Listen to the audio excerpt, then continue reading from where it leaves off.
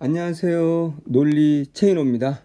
자, 오늘 영상은 6평 국어 나는 왜 어려웠을까? 자, 모든 학생들한테 어려웠던 시험이 아닌가라고 생각을 하고 있습니다. 분명히 여러분은 인강도 많이 받고 문제도 많이 풀었고 자료도 많이 봤는데 왜 점수는 제자리거나 오히려 더 떨어질까요?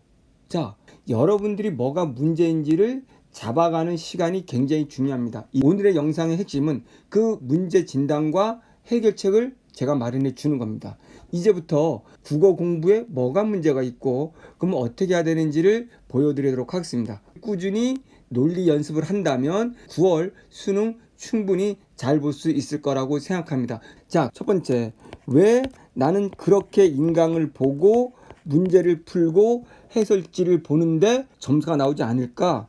그렇게 했기 때문입니다. 국어는 80분 동안 16페이지 45문제를 자신이 주체적으로 분석하면서 해결하기를 바라고 있습니다.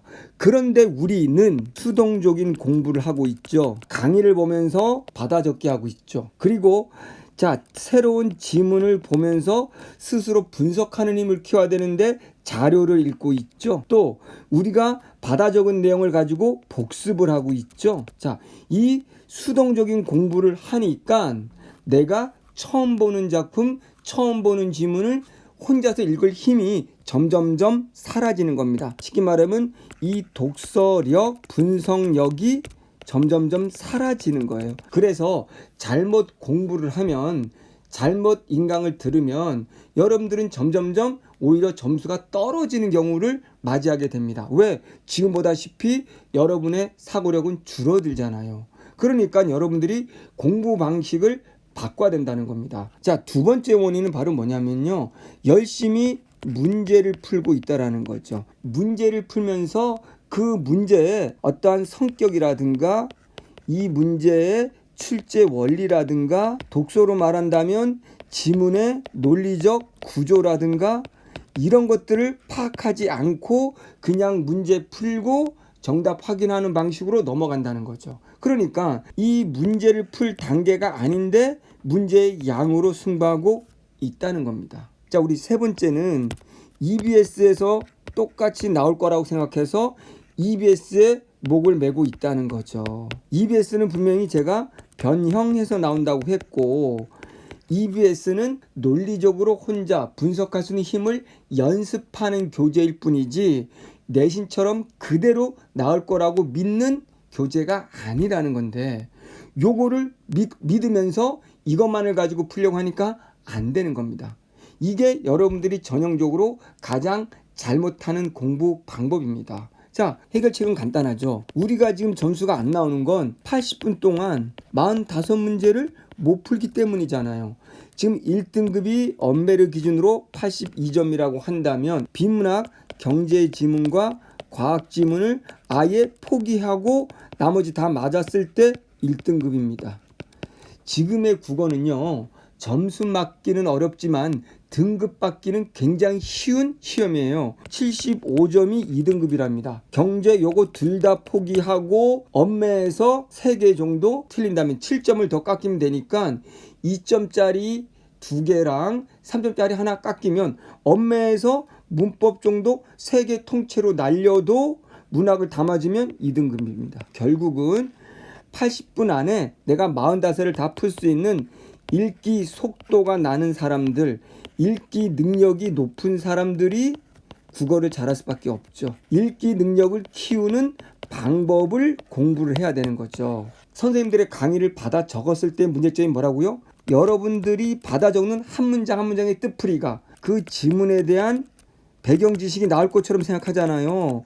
수능이라는 건 절대 이게 안 나옵니다. 그러니까 자세히 뜻풀이를 하면 할수록 여러분의 사고는 혼자 추론할 수 있는 힘은 죽는 거예요. 이제 속도를 높이는 방법은 한 문장 한 문장에 집착하는 것이 아니라 혼자 읽을 수 있는 능력이라는 건 논리적으로 읽는 거란 말이에요. 그러면 논리적 독해란 바로 뭐냐? 첫 문장을 보고 다음 문장을 예측할 수 있느냐? 논리라는 건 두 문장이 나온다면 앞문장과 뒷문장은 같은 범위에 있어야 된다. 앞문장이 부피에 대해서 얘기했으면 뒤에는 바로 부피가 크냐 작냐를 말해야 된다. 앞문장이 속도를 말했으면 속도가 뒷문장은 빠르냐 느리냐를 말해야 된다는 거죠. 색깔이 나올 수 없다는 거예요. 이거는 학문을 형성하는 원리입니다. 그렇기 때문에 첫 문장을 봤을 때 그 다음 문장은 공통 범주 안에서 예측하면서 읽어야 되고, 사고를 확장해 보면 첫 단락을 기준으로 그러면 나머지 단락이 똑같이 공통 범주에서 첫 단락에서 한다는 것에만 나와야 되고, 그러면 그걸 예측하면서 핵심 문장을 잡아낼 수 있는 것이고, 문학이라는 것은 자 모든 학생이 동일하게 풀려면 이 문학의 해석의 기준이 없으면 시험이 안 됩니다. 그러니까 복이라는 것은 설명문으로 다 풀어줬잖아요. 문학, 가라는 문학 작품, 시든 소설이든 뭐든 간에 이 문학은 그 내용이 감춰져 있어요. 새라는 단어를 우린 몰라요. 근데 설명을 다 해줬습니다. 그러니 문학은 보기를 먼저 잘 보고 복이라는 범위 안에서 가라는 문학, 동일한 이 범위 안에서만 해석을 하는 능력을 키우는 작업을 해야 되는데, 문학도 받아 적고 있고 비문학도 자세히 받아 적고 있고 문학도 자료 보고 있고 비문학도 해설 자료를 보고 있어요. 그러니까 늘 수가 없는 겁니다. 똑같은 작품이 나오지 않는데. 그러면 단 하나, 여러분들이 지금 해야 될 일은 논리적으로 읽어갈 수 있는 힘을 키운다면 비문학도 될 것이고, 문학에서 복이라는 설명문, 이거 역시 독서죠. 읽기 능력으로 찾아낼 수 있는 거고, 화법작문, 제시문이 4개나 나오는 대화를 됐든 뭐 했든 읽기죠. 이거 읽기 능력 잡을 수 있는 거죠. 문법, 보기를 통해서 조건이 주어지죠. 이런 식으로 수능 국어는 내가 논리적으로 주어진 조건에 맞춰서 읽는 능력을 연습하는 시험입니다. 그렇기 때문에 여러분들이 매일 눈 뜨면 독서 영역부터 논리를 익히면 이 힘으로 다른 과목도 역시 읽기거든요. 다른 과목을 풀어가는 힘이 생기는 거예요. 운동으로 말하면 독서는 웨이트가 되는 겁니다.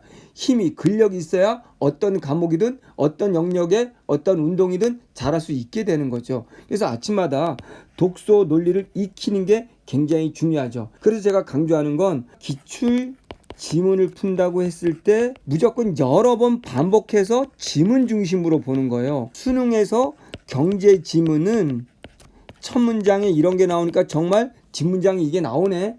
첫 단락을 봤더니 정말 다음에 이런 게 예측이 되네. 정말 이런 내용이 나오네.